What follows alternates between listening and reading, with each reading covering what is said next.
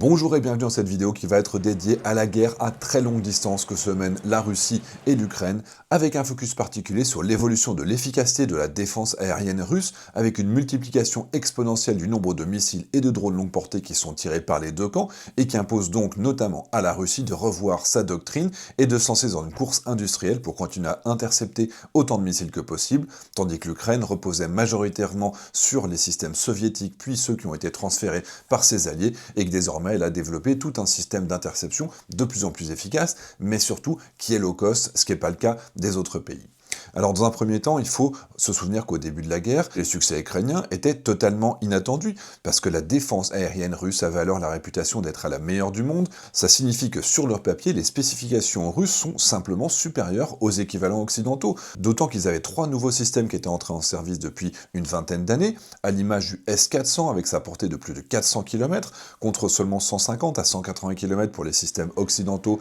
tels que le Patriot ou le Sante franco-italien, avec en plus une capacité de détection radar qui était théoriquement annoncée jusqu'à 600 km sur les grosses cibles, donc là aussi très au-dessus de ce dont on avait besoin pour nos systèmes qui interceptaient moins loin. Ensuite, il y avait le Pantsir qui a une portée jusqu'à 40 km, puis également le Tor M2 jusqu'à 15 km. Donc la Russie semblait vraiment avoir une offre moderne, multicouche, avec une performance opérationnelle qui semblait tout à fait à haut niveau. D'ailleurs, des pays comme la Turquie s'étaient laissés tenter en regardant sur le papier, théoriquement, c'est vrai que c'était génial.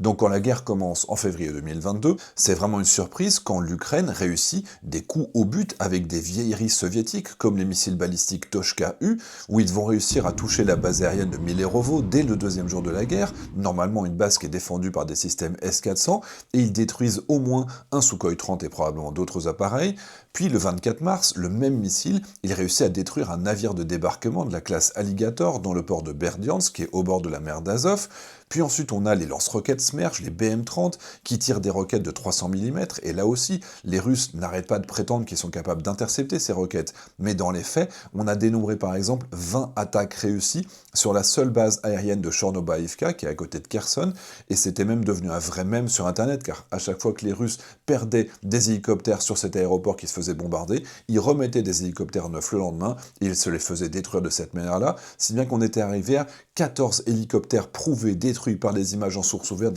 qui montraient que les Russes n'étaient pas capables d'intercepter, encore une fois, des vieux missiles soviétiques. Mais finalement, c'est même en fin d'année qu'il y a encore une surprise encore supérieure, puisque les Ukrainiens vont remettre en service un vieux drone à réaction Tupolev 141, qui va parcourir, accrochez-vous, plus de 700 km au-dessus du territoire russe pour être capable d'aller frapper des bases aériennes, où au moins un bombardier stratégique a été endommagé, ainsi que d'autres équipements qui ont été touchés. Avant de continuer, un petit mot de notre partenaire grâce auquel on peut faire ces vidéos, et notre partenaire aujourd'hui, c'est NordVPN. Aujourd'hui, je suis dans un aéroport, c'est-à-dire qu'autour de moi, j'ai la possibilité de me connecter gratuitement à un Wi-Fi. Sauf que ces Wi-Fi, ils sont ouverts et rien n'empêche quelqu'un autour de moi d'ouvrir et de créer un spot Wi-Fi qui porte exactement le même nom. Je vais m'y connecter et tout mon flux de données va pouvoir être analysé. Donc en termes de sécurité, évidemment, ça peut être très dangereux et c'est pour ça que j'utilise un VPN. NordVPN, ils vont permettre de chiffrer l'intégralité du flux de données qui vient de mon ordinateur vers tous les services que je vais utiliser en ligne. Ils vont aussi me donner l'opportunité de me connecter depuis une zone dans laquelle je ne me trouve pas réellement, ce qui permet de continuer à accéder à mon contenu français si je suis à l'étranger, ou alors comme du contenu particulier comme le sport qui ne va être disponible par exemple que derrière un paywall et qui va devenir gratuit. En plus, un NordVPN, c'est aussi tout un ensemble de sécurité. Ils vont vérifier les trackers qui essaient de vous suivre, les pubs intrusives, ils vont bloquer les malwares. Donc c'est vraiment une sécurité à 100%. Même quand vous n'êtes pas connecté au VPN, ils vont continuer à vous protéger. Donc j'ai mon lien nordvpn.com/titelman. En ce moment, il y a une super promo. Puis comme ça, vous pourrez continuer à naviguer en toute sécurité. Allez, moi j'embarque. Et en dehors de ces missiles balistiques ou alors de croisière, la Russie, elle n'arrive pas à empêcher les avions ukrainiens de continuer à voler. Ils n'ont pas réussi à les détruire au sol, mais ces avions, ils osent conduire des missions de plus en plus périlleuses. Déjà, ils ont continué à travailler sur la ligne de front, mais on a aussi cette scène incroyable avec un raid aérien qui est conduit par des hélicoptères le 1er avril 2022, qui vont carrément passer la frontière pour aller frapper des dépôts pétroliers russes dans la zone de Belgorod, sans parler des bombardements directs des colonnes russes qui étaient plus protégées, simplement avec des hélicoptères Mi-24 ou alors alors même ces Sukhoi 24 qui vont passer à la verticale des forces russes et des colonnes russes qui n'ont plus les moyens de se défendre, notamment cette grande embouteillage qui s'était accumulé au nord de Kiev au début de la guerre, et puis évidemment le Bayraktar TB2 dont on a beaucoup entendu parler, qui a fait beaucoup de dégâts, qui a eu un vrai impact psychologique au début de la guerre, et finalement qui semblait quasiment inarrêtable. Mais finalement, après quelques mois, les Russes vont se réorganiser, parce que cette inefficacité constatée de la défense aérienne, elle est liée d'abord à du matériel qui n'était pas au niveau de ce qui était attendu, notamment pour la protection du sol russe, où des bases aériennes protégées par ce qu'il y a de plus moderne n'ont pas réussi à arrêter des simples missiles ou des systèmes soviétiques, mais on peut aussi constater qu'il y avait simplement une mauvaise coordination des équipes avec des ordres qui étaient simplement incohérents. Par exemple, les Russes partaient du principe que leur première frappe aurait détruit la totalité de l'aviation ukrainienne, qui aurait pu une piste en état de faire décoller un avion et plus un avion opérationnel, et donc tout ce qui volait était forcément un ami, et donc ils n'allaient pas tirer sur leurs avions amis, et donc ils partaient du principe qu'il ne fallait pas abattre ce qu'ils volaient, et donc logiquement ils ont laissé passer des avions et des hélicoptères, simplement parce qu'ils s'étaient estimés bien meilleurs que ce qu'ils avaient été réellement, et notamment l'efficacité et la précision de leurs missiles de croisière à longue distance. Et donc avec ce constat, les Russes se sont adaptés, ils ont mieux organisé leur défense aérienne, ils ont appris de leurs erreurs, et ils ont aussi amélioré les capacités de détection de leurs radars par machine learning, c'est-à-dire par exemple le Bayraktar où les Ukrainiens n'arrêtaient pas de partager les images de destruction, les Russes ont regardé leurs images de radar et ils ont vu, tiens, à tel endroit on n'avait pas vu le Bayraktar sur le moment, mais à force ils ont appris en réanalysant les images, et donc en réanalysant les informations radar et les images qui avaient été partagées par les Ukrainiens, qui connaissaient la position du Bayraktar, et c'est comme ça qu'ils ont fini par apprendre où est-ce qu'il se trouvait, et donc à être capable de le mettre en danger, alors que par le passé, le Bayraktar, il allait faire des raids assez librement sur des villes qui étaient jusqu'à 130 km derrière la frontière russe, par exemple sur une ville comme Bryansk, et ça évidemment ça n'a plus été possible par la suite, parce qu'il y avait trop de radars au même endroit qui avaient appris à fonctionner, et donc les Bayraktars ont dû être limités à la mer Noire sur lesquels il y avait un radar par bateau, ce qui ne permet a priori pas de le détecter correctement. Mais pour ce qui est des avions, les Russes vont aussi réussir à abattre un avion ukrainien à plus de 150 km de distance, donc à partir de ce moment, tous les appareils ukrainiens vont devoir voler en très basse altitude, c'est-à-dire sous 250 pieds, simplement pour ne pas être repérés par les radars russes, et donc l'efficacité de l'aviation ukrainienne est fortement réduite à partir du mois d'avril-mai 2022. Et donc à partir de ce moment-là, il reste deux options pour les Ukrainiens, soit ils arrivent à utiliser leur aviation en restant à plus longue distance avec des missiles qu'on appelle stand-off, c'est-à-dire qu'ils n'ont pas besoin de s'approcher de la bulle de protection, de détection des radars, et donc d'interception par les missiles de la défense aérienne ennemie, et donc ça veut dire des missiles tirés de très loin, et ça à ce moment-là, ils n'en disposent pas, ou alors c'est d'être capable de détruire cette défense aérienne avec des missions de DEAD, il y a le SEAD, SEAD, c'est suppression of enemy air defense, et là c'est avec de la guerre électronique, on va brouiller les radars, ou alors destruction, évidemment, c'est qu'on va lancer des missiles qui vont remonter jusqu'à la source d'émission du radar. Mais les Ukrainiens vont alors recevoir de l'aide de leurs alliés, avec en particulier les missiles HIMARS à 80 km de portée, qui vont arriver à partir du mois de juin 2022, et même si les Russes prétendent alors que ces missiles seront tous interceptés, il n'en est rien, et c'est même ce qu'on peut considérer comme la première arme vraiment stratégique, avec un effet stratégique de cette guerre, puisque finalement les HIMARS vont être capables de détruire tous les ponts qui alimentent les Russes qui sont sur la rive droite de Kherson, c'est-à-dire dans la ville de Kherson, et ils n'ont plus d'alimentation, ils n'ont plus la possibilité de continuer à avoir du carburant et des munitions en nombre suffisant, et c'est ça qui va imposer aux Russes de se retirer de cette zone à l'automne 2022 pendant la période des grandes contre-offensives qui ont permis de libérer 20 000 km², ça c'est grâce à l'HIMARS. Puis ensuite, il y a une deuxième grande annonce qui arrive au mois d'août avec la première utilisation d'un missile d'origine américain anti-radar qui s'appelle l'AGM-88, qui est intégré sur les MiG-29 en un temps record, puisque normalement il faut des mois et des mois et des années pour tester et intégrer un missile sur un ancien avion. Et grosso modo, le missile va détecter une source d'émission d'un radar et il va remonter jusqu'à la source d'émission du radar pour pouvoir le détruire. Et une fois que le radar est détruit, ça réouvre le ciel pour les avions de chasse qui vont pouvoir conduire des missions soit de bombardement en direct, soit de se rapprocher davantage de la ligne de contact pour lancer leurs bombes qui vont aller un petit peu plus loin, puisqu'à partir de mars 2023, les Ukrainiens reçoivent les bombes planantes américaines qui s'appellent les JDAM Extended Range, qui ont une portée théorique de 70 km si elles sont larguées en très haute altitude, mais comme c'est dangereux d'aller en très haute altitude, ils vont plutôt les larguer en restant relativement bas, si bien que la portée est de 25 km, mais ça permet quand même de délivrer des bombes de plusieurs centaines de kilos sur une cible durcie à quelques mètres près, tout en restant en basse basse altitude, donc hors de portée de la détection des radars russes. Et ensuite, il y aura les bombes françaises Hammer qui vont encore accroître le nombre de bombes qui sont utilisées par l'aviation ukrainienne, tout en permettant de tirer de plus en plus loin et en restant donc en basse altitude, à distance de sécurité. Donc là, il faut que je vous explique un petit peu l'objectif, pourquoi est-ce qu'il faut être bas, c'est que l'horizon radar, le radar, il ne va pas capter derrière les collines, et donc les radars ne voient qu'à une distance relativement courte pour ce qui vole très très bas. Quand vous êtes haut, on peut vous capter à des centaines de kilomètres, mais bas, c'est ça qui est problématique. Et donc, la seule façon d'avoir un radar qui va voir vers le bas, il faut que ce soit un radar aéroporté. Par exemple, les Russes ont l'avion, le A-50. Et le Beriev A-50, le problème, c'est que en 2021, ils en ont 9 opérationnels. Et aujourd'hui, vu que les Ukrainiens en ont abattu un certain nombre, il n'en aurait plus que 3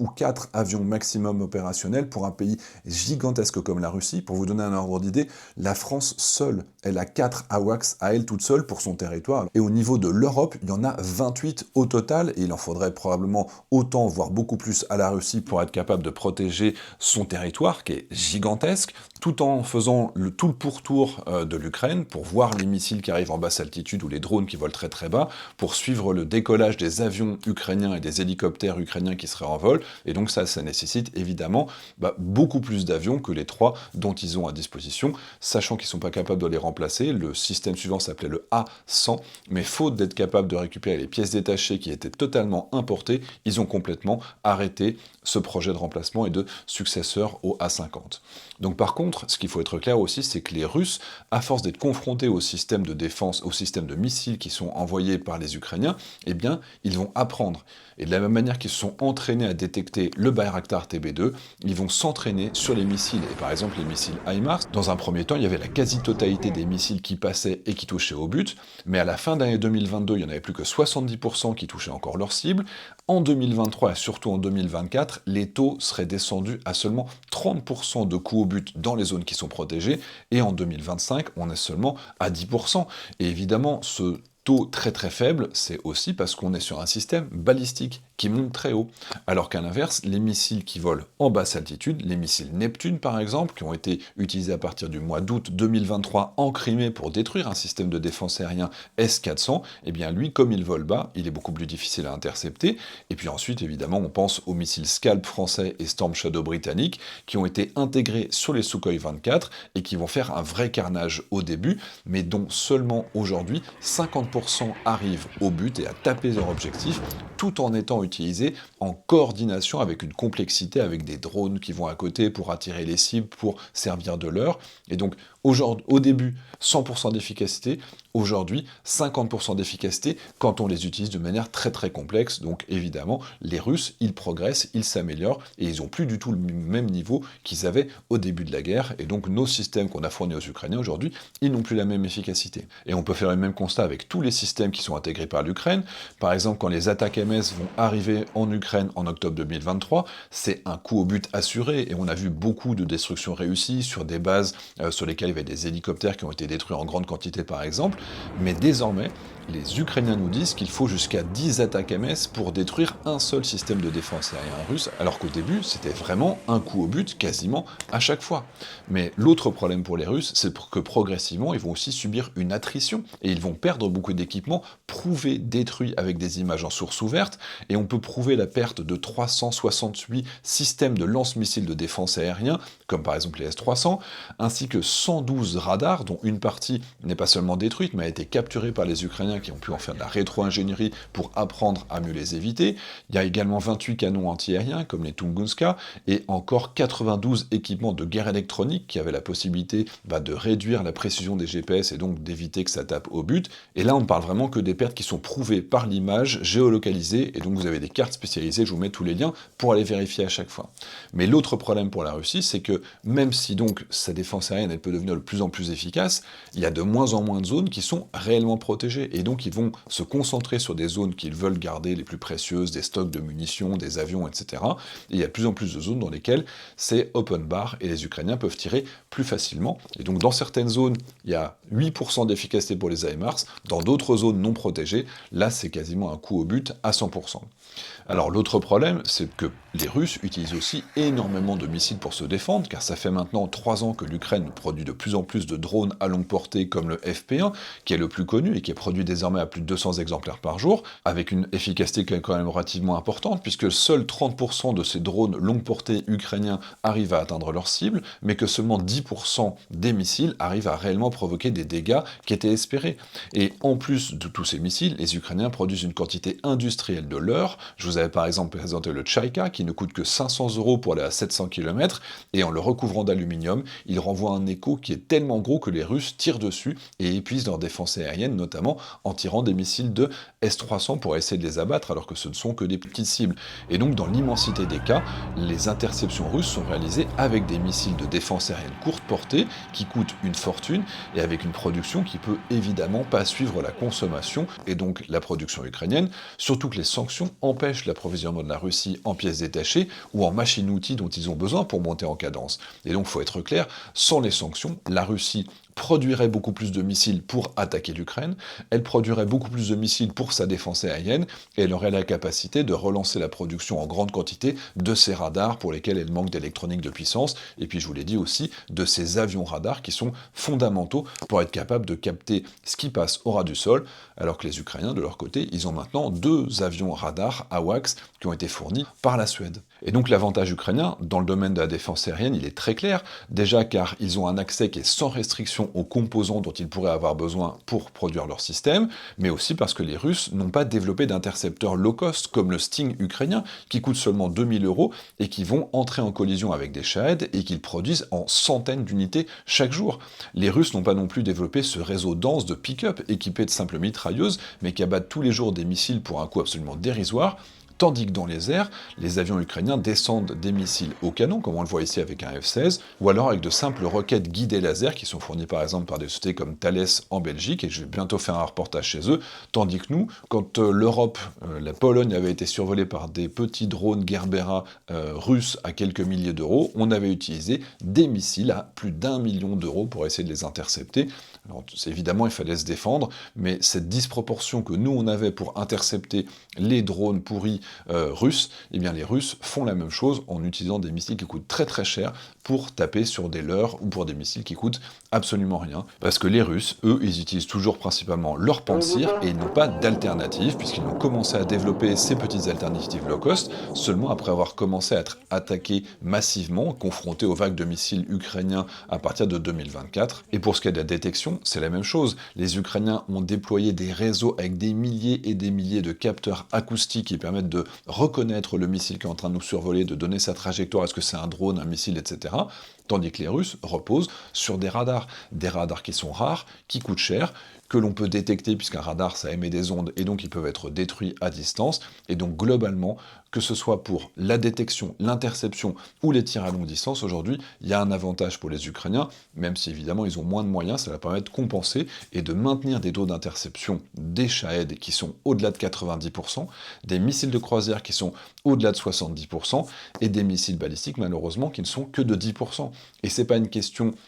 d'inefficacité technique. Les Ukrainiens ont prouvé qu'ils étaient capables de tout intercepter avec les systèmes qu'on leur a fournis. Les systèmes Mamba SAMP et les systèmes Patriot américains ont prouvé qu'ils étaient capables d'intercepter des missiles hypersoniques. Simplement, on leur en a pas fourni la quantité nécessaire, seules quelques villes sont protégées, et donc majoritairement les Russes vont taper sur des villes qui ne sont pas protégées, tout comme je le disais tout à l'heure pour les HIMARS que les Ukrainiens utilisent là où il n'y a pas de défense aérienne et pas de système de brouillage, eh bien les Russes vont utiliser leurs missiles balistiques, soit en salve tellement importante que finalement ça va finir par passer, soit sur des villes sur lesquelles il n'y a aucune capacité de les intercepter. Et de toute façon, il y a un autre avantage pour l'Ukraine, c'est évidemment la taille du pays. La Russie est simplement trop gigantesque pour être correctement protégée, même s'ils avaient eu les meilleurs systèmes de défense aérienne du monde. Vous voyez d'ailleurs sur cette carte, les frappes réussies, les succès ukrainiens prouvés sur l'année 2025, grâce à des images satellites ou aux images qui sont partagées par les Russes eux-mêmes, et je vous mettrai évidemment des liens pour aller voir toutes ces vidéos.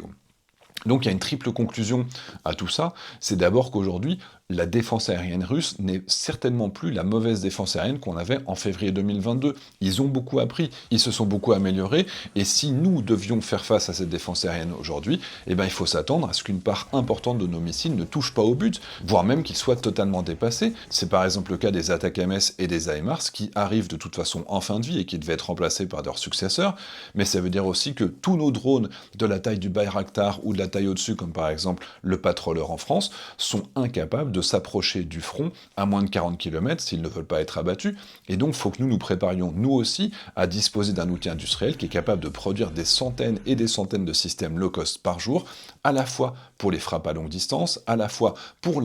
l'interception, la défense aérienne, et puis à la fois pour avoir des capteurs qui vont être efficaces et low cost. Et aujourd'hui, on n'a toujours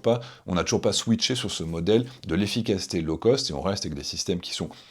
incroyablement perfectionné, mais qui coûte une fortune et qu'on ne peut produire qu'à quelques unités par jour éventuellement, quand les vecteurs en face vont arriver par centaines chaque jour. Et donc logiquement, il y a une disproportion, et donc c'est pour ça qu'il faut aussi se réjouir des annonces comme celle de Renault, qui va offrir un savoir-faire d'industrialisation en masse pour produire des missiles à longue portée qui vont d'abord servir l'Ukraine, mais ensuite on aura cet outil industriel pour la France. Et puis par exemple la société Altares, qui est le seul producteur français de systèmes équivalents au Sting, qui a réellement intercepté des Shahed en Ukraine, qui a réellement réussi son test d'interception en France dans un cadre très contraint de la direction de l'armement au centre d'essai de Biscarrosse. Donc on a une pépite française, on n'a toujours pas décidé de les acheter pour les offrir à l'Ukraine, contrairement à ce qu'on avait promis, mais en tout cas, il faut aujourd'hui appuyer sur le bouton pour sauver les Ukrainiens et pour être prêt demain à être capable de se défendre si jamais, malheureusement, on devait en avoir besoin.